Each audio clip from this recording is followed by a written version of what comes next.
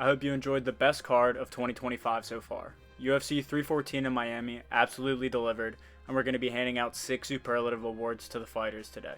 We're going to hand out the most valuable fighter, which is the person who brought the most value to the card. The class clown, given to the person who is the most wild, funny, and meme-worthy. And the rest of these are pretty self-explanatory. The fighter most likely to be cut, the biggest letdown across the entire card, the most improved fighter, and the rookie of the card. Volk was, without a doubt, the most valuable fighter on the card. Main eventing, fighting against such a dangerous guy in Diego Lopes. Volk showed us that he still has what it takes to fight against those top-level guys.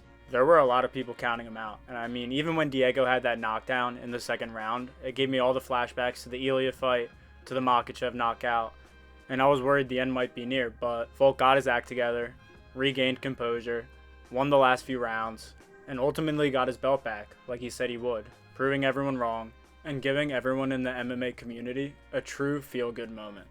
Next up, we have our class clown. I don't think anyone's going to be surprised that it's Gene Silva, but I'm going to give a little bit of a shout out to Chase Hooper for that post-fight speech. Gene Silva was barking, he had the press conference highlights, he had him and Bryce Mitchell going back and forth. In the cage, you saw he was smiling, he was trying to get Bryce to amp up the crowd, and even after he left Mitchell unconscious, he was barking and standing over him.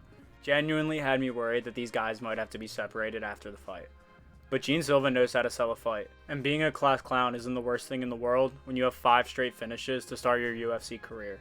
I know Darren Elkins' nickname is The Damage, but through the entire first round with Julian Erosa, every single strike that Erosa threw would leave him off balance, drop him, and even with those little takedowns that he was throwing and somehow landed, it was the up kick from Erosa that landed the most damage in any of those exchanges. I really hope that Elkins just retires and the UFC doesn't have to cut him. When he was fighting Erosa, it was genuinely the first time that I thought I might have a chance against a UFC fighter.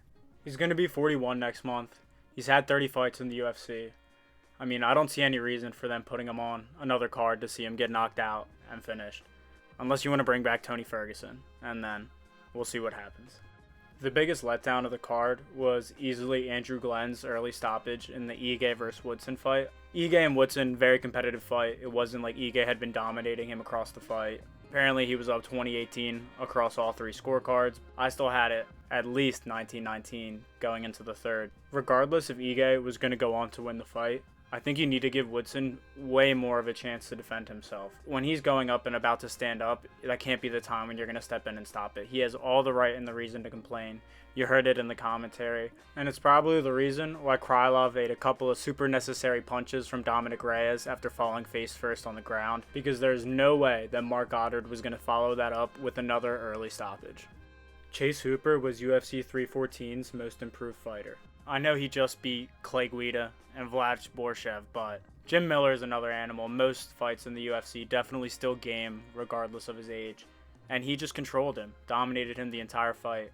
No fear against a black belt who has submitted so many people, and his striking looks crisp on the feet. I think it's definitely time that we push Chase to a fight on the edge of the rankings and see if that kid who was signed at 20 has finally developed into the real deal.